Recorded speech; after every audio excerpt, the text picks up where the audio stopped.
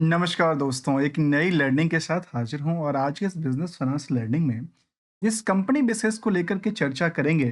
देखिए, आज यदि हम डेट की बात करें तो वो है डेट 24 फरवरी 2025। और 24 फरवरी 2025 की हम बात कर रहे हैं, जब मार्केट में चारों तरफ बिकबाली का प्रेशर देखने को मिलता है। वहां पे चर्चा कर रहा हूं एक ऐसी कंपनी जहां पे देखिए मैं सामने प्रूफ के साथ ही स्टडी करता हूं। यहाँ पे देखिए 24 फरवरी 2025 जब सेंसेक्स जैसे इंडेक्सेशन में नियरली 1% से ज्यादा की गिरावट दर्ज कर लिया था, तो क्या मार्केट में कुछ ऐसी भी कंपनियां रही जहां पे मार्केट में खरीदारी का मौका देखने को मिला या जम के निवेशकों ने खरीदारी करती नजर आई? देखिए, उसके लिस्ट में एक कंपनी कंपनी का नाम शामिल करता है। उसका नाम है Chambal fertiliser and chemical limited. इनकी रेंज को देखिए, मैं रेंज की बात सीधे सीधे कर रहा हूँ विदाउट कोई टेक्निकल एनालिसिस को लेकर। इनकी रेंज देखने को मिलती है कि पिछले एक साल के चार्ट अगर आपको हमने लिया है, देखिए नियर अबाउट जो है उसी एक ही रेंज में रहा है मार्केट। जबकि पिछले 6 महीने से मार्केट में त्राहिमाम सी मस्ती जाती है, जिसको हम लोग कहते हैं एक स्टॉक मार्केट की भाषा में क्रैश करना, मार्केट क्रैश करना। वहां पे इन स्टॉक में एक नई क्या कहते हैं ब्रेकआउट होती हुई पाई गई।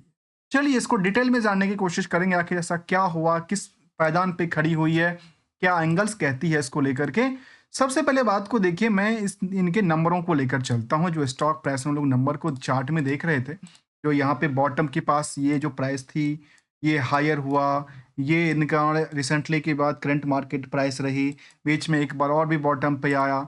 यदि इन तीनों चारों पहलुओं को लेकर चर्चा करें तो ये कह सकते हैं कि मार्केट जो है वो ऊपरी सतह अर्थात जो ये पोजीशंस हैं हायर टू हायर की बात हम करें, इससे मार्केट केबल और केबल पता कितना गिरा हुआ है।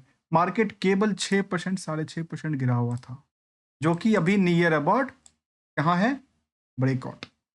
दूसरा पैदान कहता है कि आपने यहां से यदि आप इसको लेकर के यहां तक कंपेयर करेंगे, तो दूसरा कहता है कि लोअर से करंट रेंज कितना कहता है, तो ये कहता है कि करीब 62% की उछालता करीब। जबकि सोचिए जिन लोगों ने यहां से लेकर के यहां तक पोजीशंस क्रिएट करके प्रॉफिट बनाई होगी, उनको अल्टीमेटली 72-73% के आसपास की जंप मिली होगी।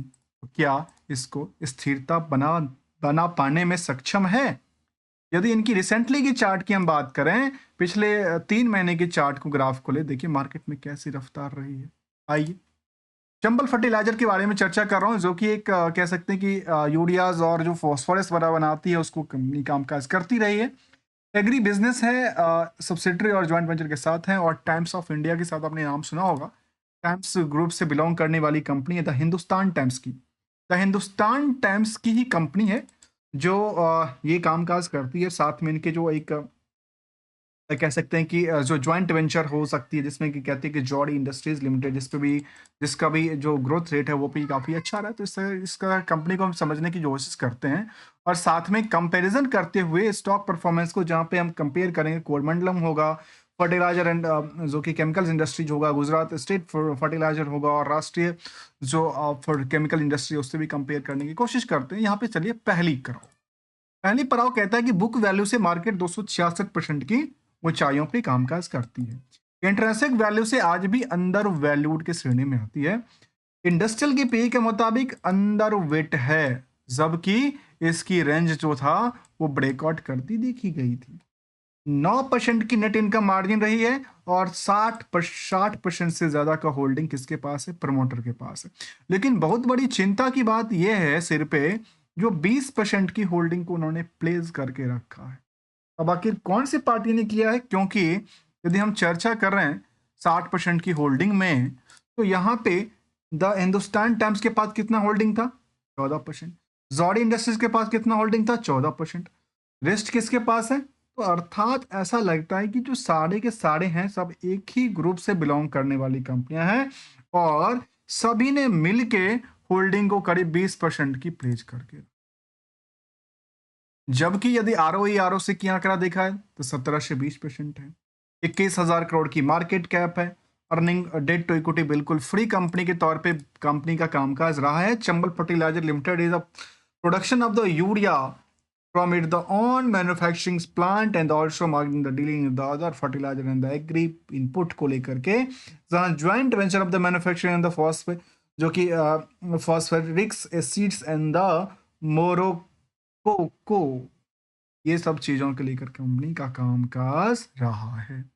जबकि इनकी फाइनेंशियल ट्रेंड के मुताबिक हम बात करें तो फाइनेंशियल ट्रेंड कहती है कि इनका जो टर्नओवर था वो बहुत ज़्यादा पिक पे नहीं है, क्योंकि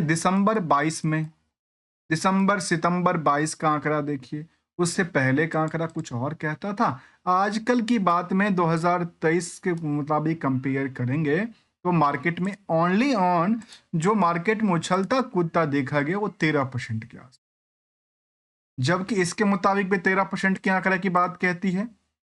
प्रॉफिटेबिलिटीज को नंबर के जिक्र किया जाए तो 200 बेसिस पॉइंट के ऑपरेटिंग प्रॉफिट मार्जिन में ग्रोथ लेवल था। प्रॉफिट के नंबर में यदि आप जिक्र करते हैं तो यहाँ पे कह सकते हैं 2.2% की गिरावट के साथ यहाँ से और यहाँ से भी सेम डायरेक्शंस की बात कही जाती है, जहाँ एक जगह 2.2% की गिरावट, एक जगह पे नॉमिनल सी गिरावट दर्ज। जबकि कंपाउंडेड डेटा की बेसिस पे बात किया जाए तो सेल्स लगातार बेटर थी लेकिन थोड़ा सा डिक्लाइनिंग रहा। प्रॉफिट आज भी अप ट्रेंड की तरफ इशारा देती है। स्टॉक प्राइस लगातार रणनीति के साथ ऊपर बढ़ती देखी गई है, अर्थात निवेशकों ने जहां पे बड़ी बड़ी कंपनियों के अंदर बिकवाली करती देखी गई, जो सेंसेक्स की बड़ी बड़ी कंपनियां, लेकिन यहाँ पे इस कंपनियों में खरीदारी करते हुए पाई गई। क्योंकि यदि आप पिछले एक महीने की ट्रेंडिंग को जानने की कोशिश करेंगे तो ये बात पाई गई कि जहां पे बड़ी बड़ी दिग्गज कंपनियां जिसमें कि राष्ट्रीय केमिकल्स हों, गुजरात स्टेट फर्टिलाइजर हो, फर्टिलाइजर एंड केमिकल्स इंडस्ट्रीज हों और मंडलम हो, 7% से लेकर के ऑलमोस्ट 25% तक गिरावट रही। वहीं चंबल फर्टिलाइजर में 8% की खरीदारी रही। मतलब आपने यहां से बेचा और यहाँ पे भर भर के खरीदना चालू किया। ये तो मार्केट की एक रणनीति है कि जो प्रोडक्ट पसंद आए उसको खरीदना चाहिए और जहां पे प्रॉफिट बनाने का मौका मिले वो बनाना भी चाहिए। यदि हम फंडामेंटल स्ट्रेटजी की तरफ समझने की कोशिश करते हैं बाकी कंपनियों से, सोचिए फैक्ट की बात करें तो जहां पे अर्निंग करती है 1 पैसा तो उसके पीछे भीड़ है 556x का। लेकिन यदि हम चंबल फर्टिलाइजर की बात करें तो 13 मल्टीपल का भीड़ है। मतलब आज भी सस्ता दर्ज करती है, चाहे वो पी रेशियो से हो, चाहे वो करंट मार्केट की बुक वैल्यू से प्राइस कंपेयर किया जाए। और निवेशकों के इंटरेस्ट में जो एफआईडीआई की इसमें भूमिका रही है वो अच्छी खासी भूमिका के साथ मार्केट में कामकाज कर रही है। जबकि 9% की इनका सेविंग है तो बाकी कंपनियां तो कोई एवरेज 5% सेविंग करती है, तो कुछ कंपनियां तो 1% पे भी अपने दम तोड़ देती है। इसके लिए ये पहलू अच्छा लगा। जहां पे ऑलमोस्ट 2.5 लाख से ज्यादा निवेशक हैं, लगातार बने हुए हैं और इस जो सेंटीमेंट है वो लगातार बढ़ोतरी की तरफ इशारा देती है। और यदि इनके रिसेंटली अपडेट हम 9 मंथ वाली डेटा को लेकर चले तो इन्वेस्टर प्रेजेंटेशन की जिक्र करते हुए देखा जाए तो कहती है बिजनेस एंड डेवलपमेंट इनिशिएशन, जिसको लेकर उन्होंने जिक्र किया कि कंपनी क्रॉप प्रोटेक्शंस जो है केमिकल्स हैं, सीपीसी जिसको कहते हैं, special nutrient including the biologicals की बात की, जहां पे 39% की ग्रोथ की बात की। दूसरी तरफ from the Q R Q 38% और वाई ओ वाई में करीब 38%। वहीं 141% की growth in the revenue from the new territories till दिसंबर, जो नया जगह पर इनका जो कारोबार बैठा वहां पे इनका 2 न्यू वेडिकाइड्स प्रोडक्ट लॉन्च किया है इस कंपनी ने। और इसमें अपनी बिजनेस में दिखाई है कि जहाँ पे उत्तम प्रणाम हो, इनका ये ब्रांड्स है जहाँ पे बायो नैनो फॉस्फोरस को लेकर बेचती है। मार्केटिंग इनिशिएट हो या फिर यूरियाज को लेकर कहती है कि 3% improvement of the energies efficiency को लेकर जिक्र करती है। संबल फर्टिलाइजर को लेकर एक जिक्र और क्या कही जाती है कि इनकी यदि आप सीपीसी को देखें या फिर सेशन को देखें जो कि बिजनेस को लेकर, कि उसमें ग्रोथ लेवल लगातार कंट्रीब्यूशंस लगातार बढ़ती गई है। जहां पोर्टफोलियोज में प्रोडक्ट पोर्टफोलियो के स्ट्रेटेजिक कोलैबोरेशन की बात किया जाए या फिर सोर्सिंग स्ट्रेटजी को लेकर देखा जाए, फार्मर कनेक्ट को लेकर के उन्होंने जिक्र किया, अलग अलग प्रोडक्टिविटीज लॉन्च करती देखी, जहाँ पे वीडी साइट्स को लेकर के देखा गया, अलग अलग इनके साइट्स जैसे प्रोडक्ट हैं और और काफ़ी प्रोडक्ट की रेंज काफ़ी बड़ी है, जहाँ पे प्रोजेक्ट को लेकर जिक्र करती है, कंस्ट्रक्शन को लेकर हो, words are view of the 10 project, जो कि साइट्स इनकी वहाँ पे इनकी साइट को लेकर जिक्र करती है, इन तरह की चीज़ों को लेकर के शामिल करती देखी गई। उन्होंने अपने परफॉर्मेंस लेवल को जिक्र करती देखी गई कि हमने ये सारे चीज़ों को लेकर कामकाज करती रही है। जबकि कंपनी में आप इनको रिस्क और रिवार्ड को देखो तो कंपनी में रिस्क बिल्कुल नहीं था, इसीलिए हमने पहले कहा कि ऐसी कंपनी जो आज के टाइम में कुछ ऐसी अपॉर्चुनिटी क्रिएट करके ब्रेकआउट करके आगे बढ़ने की कोशिश करी, तो जहां मार्केट में सब जगह बिकवाली है, तो फिर आखिर इसमें होगा क्या? टारगेट क्या करें और एसएल क्या करें? टारगेट, यदि कोई प्रोडक्ट अच्छी लगे, उसका वैल्यूएशन बढ़ती जाए, तो प्रॉफिट को पार्शियली बुकिंग करना चाहिए और लगातार गहराती हुई लॉस को लेकर के एसएल का सदुपयोग करना पड़ेगा, जिसमें परसेंटेज खुद ही डिसाइड करना पड़ेगा, क्योंकि किसी का रिस्क फैक्टर कम होता है तो किसी का रिस्क फैक्टर ज्यादा होता है। जबकि यहीं की बात किया जाए तो पिछले 1 साल के हमने चार्ट लिया तो समझ में आए कि बाकी कंपनियों के आगे जो चंबल फर्टिलाइजर था और कोडमंडल की बात कर रहा हूं, इन दोनों कंपनी में जम के खरीदारी हुआ, तो इन 3 कंपनी में जम के बिकवाली भी हुआ। इस तो एक तरफ लोग बिकवाली करते हैं, दूसरी तरफ खरीदारी करते हैं। ऑलमोस्ट क्या होता है, पैसे एक से दूसरी जगह शिफ्ट करते हैं, जहां फायदा वहां फायदा, जहां नुकसान वहां नुकसान के साथ एग्जिट करना स्वाभाविक सी बात है।